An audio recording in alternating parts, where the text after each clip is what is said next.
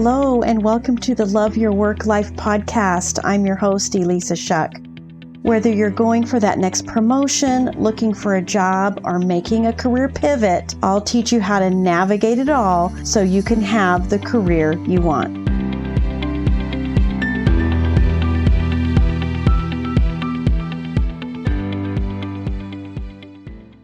This is Love Your Work Life, episode number 134. Starting today, I'm kicking off a full month of leadership-ish podcasts. They're applicable no matter what role you have. But this is all because of my new program, Strategic Leadership Lab. It is 12 weeks at a time, focused on the most pressing leadership challenges. The first challenge we're tackling is one that I see so many leaders facing, worrying about, it's keeping them up at night, and that is leading in a toxic work environment. I wish I could say that I have no idea what that's about, but I'd be lying if I did. Because leading in a toxic workplace is something that I have done several times, and it's possible for you to feel good as a leader, for you to have a high-performing team, even when the leadership above you and around you is toxic. So we're kicking off Leadership Lab with this specific thing in mind: how to lead in the midst of a toxic work environment. Let's just get it out of the way. First quarter of the year, so that you can be your best for yourself and for your people. So I'm going to start this month of leadership talks with a throwback to understanding your leadership style. I get into how to identify your leadership style, and then how you can leverage it. This is a great foundation to everything I'm going to be talking about for the next few weeks. Enjoy how to determine your leadership style. I have been doing a lot of research. I've been doing a lot of observing, and I've been doing some thinking about what are the things that are most important to people in helping them feel like they're thriving at work and living into their full capacity at work. And one of the topics is leadership. It appears in my observation and research that this is something that's on people's minds. They know they're capable of leadership. They want to step into a more strategic role in their organization, but they don't really know how to align themselves with it. Maybe you don't know how to articulate your leadership abilities and skills to help other people see you in that role, the way you see yourself in that role. So I want to just share some thoughts with you about how you might identify and therefore communicate your leadership ability, style, etc. Well, the first thing is that I believe everyone has a leadership style. And if you think about it, there are ways that you are leading at work, leading in your personal life, whether you actually have the title of manager, executive, director, or direct reports at all. So I first of all want you to give yourself credit for that, because there are many ways that you are stepping up, taking charge, influencing people, and just getting things done. So that's one thing to always keep in mind, and stay curious and look for those things in yourself. The way I want to construct this is kind of in quadrants, if you will. Think of it like cornerstones. First of all, you have your basic natural behavioral traits, the way you are wired as a human being. You have your take charge trait, and it isn't can you take charge or not. It's really, What do you look like when you take charge? Okay. You also have a social and relational trait. So this is your behavior in social situations and around people. You have a patience or rate of motion trait. How fast do you move around through the world? Think about that for a minute. We'll get into a little more depth on all of these. And the last one in these quadrants, or these cornerstones, if you will, are what could be called a systems trait, systems oriented, or think of it like a quality assurance trait. And again, it doesn't mean that there's bad quality and good quality. It's your approach, your behavior when you think of things from a quality assurance perspective. You have some range of all of these traits. Everybody has all four.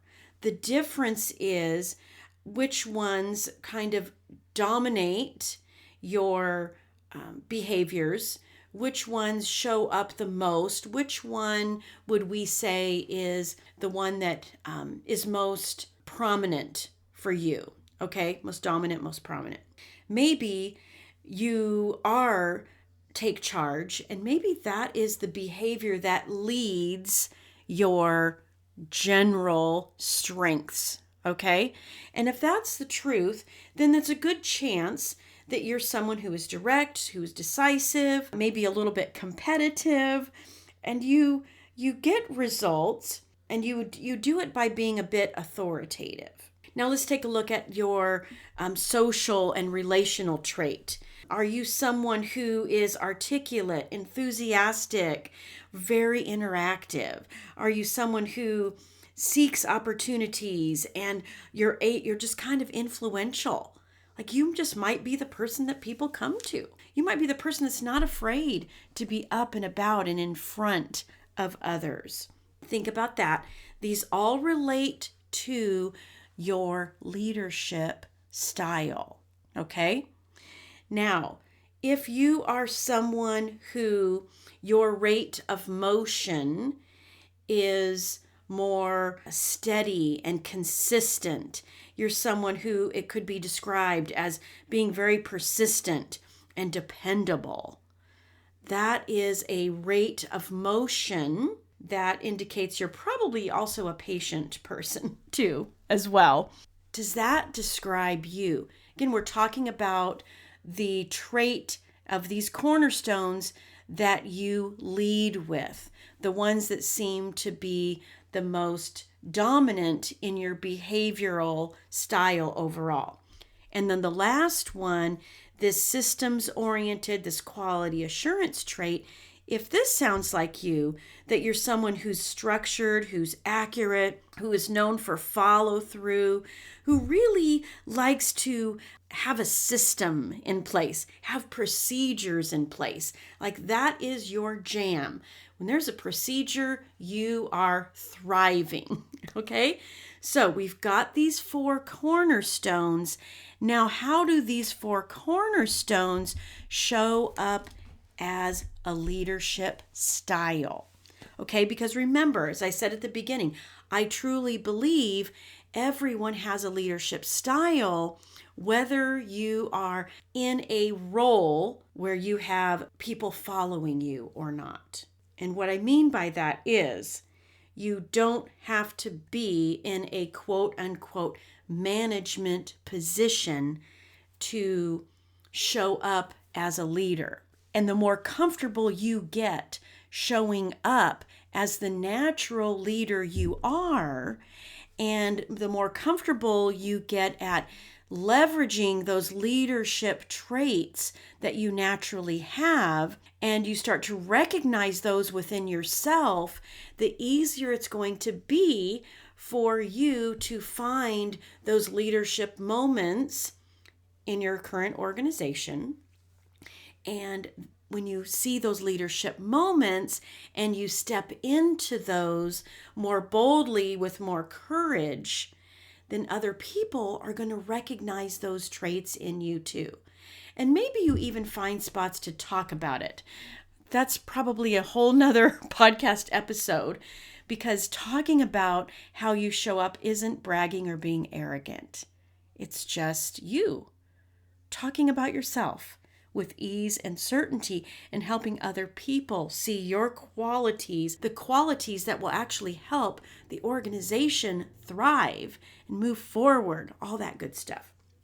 All right, back to leadership style. If you thought that the take charge trait was the most dominant behavioral trait that you have in terms of those 4 cornerstones, then your leadership style is going to be authoritative and decisive. Does this sound like you? That you're very decisive, that you're someone who creates vision for the people around you? Are you someone that really nurtures and fosters innovation in the people around you? Do you spark that? Do you get that people thinking about ideas, talking about ideas? Are you someone who really likes to focus on results? If any of this describes you, then there's a good chance that your take charge trait leads you in your behavior, and then your leadership style looks like that authoritative, decisive leadership style. Okay, now if relations are your most dominant leading trait of those 4 cornerstones that we talked about, your leadership style is one that we would call persuasive. You're able to really focus on the team. You're someone who seeks opportunities. You have this amazing ability to influence and convince other people of things. You have really strong social and verbal skills. And you're, like I said before, you're probably really comfortable speaking in public. Maybe you have a desire to speak in public, but you haven't fully developed the skill. Think about that, my friend, because if you desire it, chances are it's a strength, but it might be an underdeveloped strength. Something to keep in mind, okay? If your social relational behavior leads out of those 4 cornerstones, then chances are that's your leadership style that I just described. If your rate of motion, if your patience is the leading cornerstone in your behavior, then your leadership style is one of a caretaker. You're someone who is very dependable, someone who's very consistent. You like this established pace. You can adjust that as necessary. If you're the caretaker leader, then you're someone that's going to keep things slowed down a little bit. You're going to foster stability and harmony. You're going to be someone that is known for pressing persistently towards goals, leading your team in this persistent move forward, this pressing forward. And last but not least, if systems, quality assurance is really important to you, and that's your leading cornerstone, then your leadership style is going to be a little more procedural. It's going to be a little bit more traditional. You're going to be someone that really thrives when there are systems and programs to follow.